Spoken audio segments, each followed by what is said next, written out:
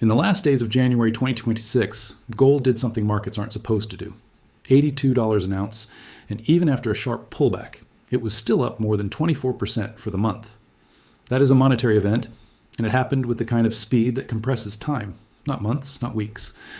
In roughly 48 hours, traders watched a new high print, watched a 4% drop, hit the tape, and then watched the market keep treating the month like a historic breakout anyway. For decades, the story has been that gold is slow, heavy, old, a relic, something that rises gradually when fear rises gradually. But this was different. This was gold moving like a signal flare, the kind that suggests someone somewhere is repricing risk with urgency. Here's the part that breaks normal expectations. While the price was rewriting history, the rest of the system tried to behave like nothing was happening. The bond market didn't implode. The average person went to work, scrolled past a chart, and kept moving. And that gap between what gold was saying and what most people were hearing is exactly where the story lives. Because when gold behaves like this, it's rarely about jewelry demand or a seasonal blip. It's about confidence. It's about collateral. It's about whether the world believes promises written on paper will still buy what they bought yesterday. And the uncomfortable reality is this. Institutions tend to know before the public knows. They move before the public moves. They position before the public understands why positioning even matters. By the time the average viewer hears a clean explanation, the big decisions have already been made, quietly, across balance sheets that don't show up in a retail brokerage app. What I'm about to lay out is not opinion. It's pattern. It's numbers. It's timing. And once you see the pattern, the recent move in gold stops looking like a random spike and starts looking like a message. Welcome to Macro Decode, where we translate market noise into signals, and where we focus on what changes before everyone is talking about it. If you like analysis that treats the data like evidence, not entertainment, you'll feel at home here. And while you're listening, drop a comment with where you're watching from, because it's always revealing to see how global this conversation has become. Now, let's get forensic about what actually happened. 82 the day before. The move down on the day was close to 1% at that moment, but the intraday action had already shown a retreat of more than 4% from the peak. The key detail is what did not change, the month. Even with that slide, gold was still headed for its largest monthly advance since January 1980, and it was doing it while many traditional risk gauges were not behaving like a world on the edge. That's the central mystery. Gold was screaming repricing, while the broader surface narrative kept insisting everything was within a normal range of volatility. When you see a monthly jump north of 24% in an asset that is supposed to be the anchor of stability, you have to ask what kind of pressure creates that kind of move. Then you ask who benefits, who is forced, and who is quietly accumulating. Now zoom out one step further. 35 in January 2026. 55% compared to the same time the year before. Put that into context. A 70+% year-over-year increase is the kind of number you expect from a speculative tech frenzy, not from the asset the world uses as a reference point for monetary trust. So what changed? To understand it, you have to step into the last time gold did something comparable, and then the time before that, and then the time after that. Because gold has a habit. It moves last in the narrative, but first in the cycle. In 1980, gold became the scoreboard for inflation fear and monetary instability. The world had lived through oil shocks, policy confusion, and a deep loss of confidence in purchasing power. But when gold surged in that era, it wasn't because everyone suddenly liked shiny metal. It was because people were trying to escape the uncertainty of paper value. The result was not just a high price. The result was a forced policy response, a tightening of conditions, a repricing of rates, and a reset in how risk was treated. Fast forward to 2008. Gold was not the first headline. Housing was. Banks were. But as the crisis matured, gold became the quiet referendum on the system's credibility. The outcome was a different kind of response. Massive liquidity support, a long era of unconventional policy, and a decade where the definition of normal was rewritten. Then look at 2020. It was a global stoppage. But as the policy response expanded and balance sheets ballooned, gold rose as a way to express skepticism about what would happen to purchasing power when the world tried to print its way back to stability. Now, in 2026, the pattern shows up again, but with a twist. This time, the move is not merely a slow climb during a long period of easing. It is a sudden lurch higher, a violent message that suggests the market is reacting to something specific, something recent, and something structural. And when you look for the structural driver, you don't start with a chart. You start with buyers who don't care about quarter-to-quarter performance. You start with the official sector. Central bank net purchases totaled 863 tons in 2025. That's not a small number. That is a strategic shift. It is also a number that came with acceleration into the final quarter. Q4 central bank buying reached 230 tons, up 6% quarter on quarter. When the buyers are central banks, the motive is not a quick profit. The motive is reserve management. The motive is resilience. The motive is optionality in a world where political and financial rules can change quickly. And the purchases weren't abstract. One institution stood out: the National Bank of Poland. For the second consecutive year, it was the largest buyer, adding 102 tons in 2025 and lifting its gold reserves to 550 tons. Gold, by that point, represented 28% of Poland's total reserves, approaching a revised 30% target.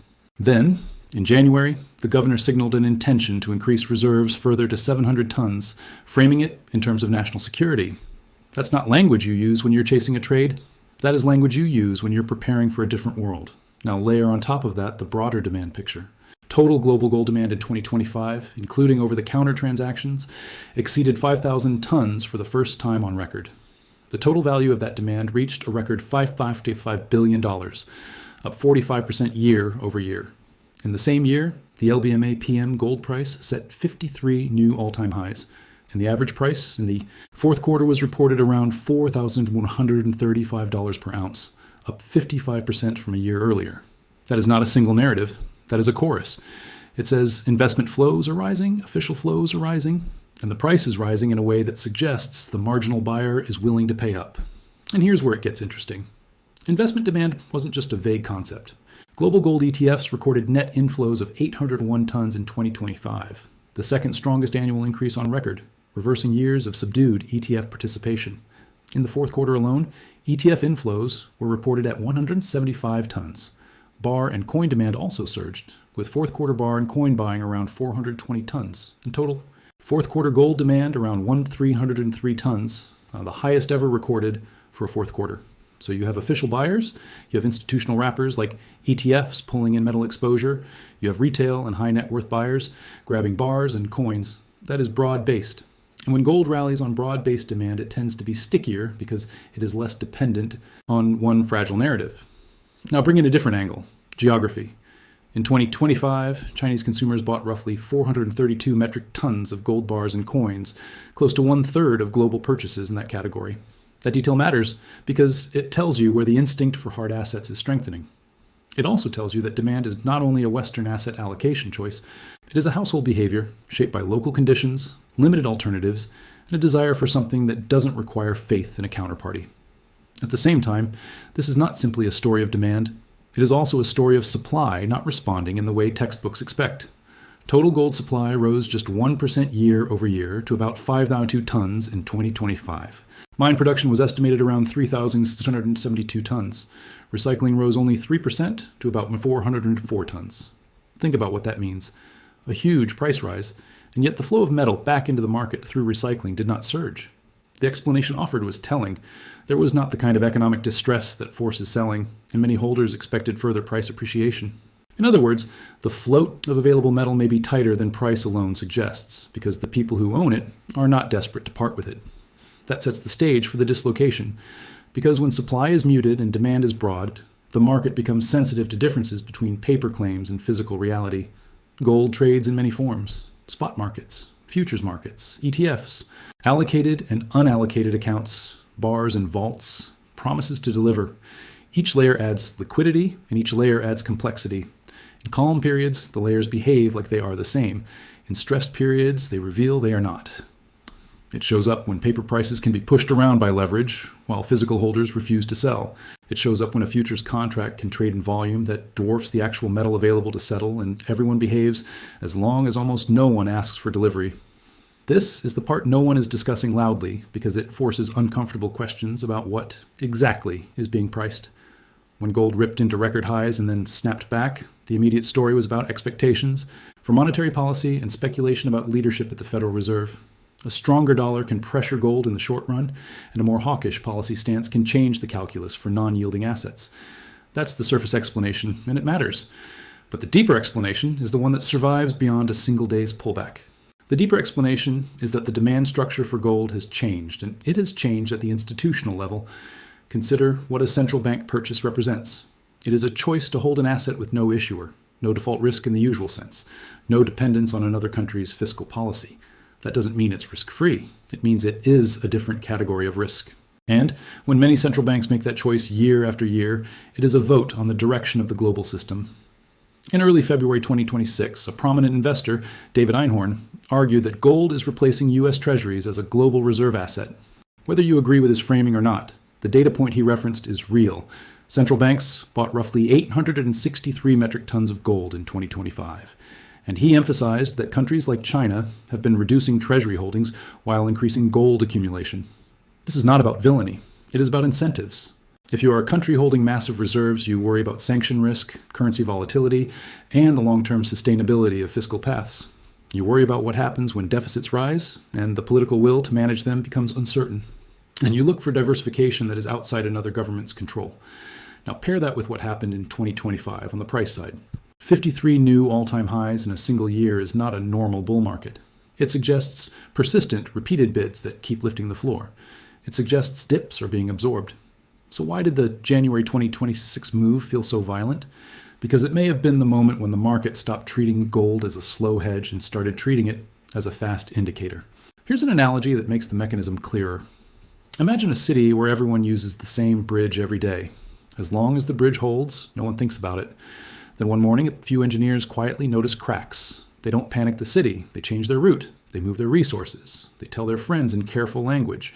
Traffic patterns shift before the public even knows why. Gold is that traffic pattern. It shifts first because the people who notice cracks move first. The execution of these moves doesn't require a conspiracy. It requires a few simple tools: reserve reallocation, ETF creation baskets, futures hedging, collateral preferences, and risk management rules that trigger when volatility rises. If a central bank decides to increase gold reserves, it can do it through direct purchases in the market, through swaps, or through long-term accumulation strategies that minimize disruption. If institutions decide to increase gold exposure through ETFs, those inflows can translate into large-scale demand for underlying exposure, especially when flows accelerate. If leveraged players are caught the wrong way in futures, margin requirements and risk limits can force rapid buying or selling, amplifying moves. And when the price rises fast enough, it changes behavior. Holders become less willing to sell. Miners may hedge differently. Recycling doesn't flood in. The float tightens. Then, any burst of incremental demand causes outsized price changes because the market is reaching for metal that isn't being offered.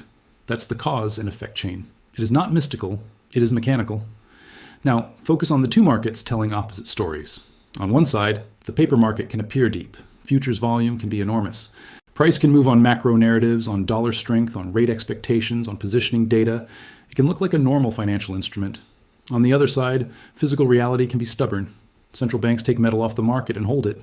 Households in large countries treat it as savings and refuse to sell into rallies. ETFs can absorb exposure for long periods when inflows persist, and supply is not rushing to meet price. That's how you get a dislocation. And the gap between those realities cannot persist forever without consequences. Those consequences tend to show up in volatility. They show up in sudden squeezes. They show up in strange premiums. They show up in backwardation events or in delivery dynamics that suddenly matter. They show up in a market that moves in jumps rather than steps. And that brings us back to the title, something we haven't seen in 40 years. The phrase, best month since January 1980, is not just a fun statistic. It is a historical marker. It is the market saying the intensity of this repricing is comparable to a period when monetary credibility was under severe strain. Now, that does not automatically mean the world is replaying 1980 exactly. History doesn't repeat as a carbon copy. It rhymes through structure. What matters is the shape of the incentives. In 1980, inflation expectations and credibility were the heart of the issue. In 2008, it was financial system solvency and the response to it. In 2020, it was a crisis response that expanded balance sheets dramatically.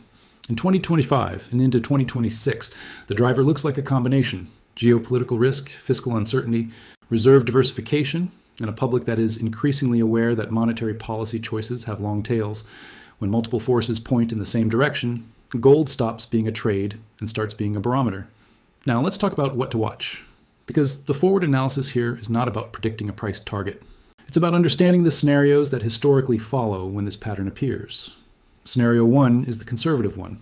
The January spike is digested. The price stabilizes below the peak. Volatility cools. Flows continue, but at a slower pace. In this scenario, the signal is still there, but it becomes a slow burn. The market is repricing trust gradually, and gold remains elevated because the buyer base remains diverse. Scenario 2 is the moderate scenario. The the dislocation deepens. Official buying remains strong. ETF inflows persist. Supply remains muted.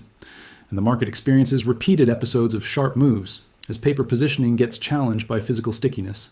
In this scenario, gold behaves less like a quiet hedge and more like an active indicator of liquidity stress. Scenario 3 is the aggressive scenario. A broader risk event forces liquidations elsewhere, and gold either spikes on a flight to safety or experiences a temporary sell-off as people sell what they can.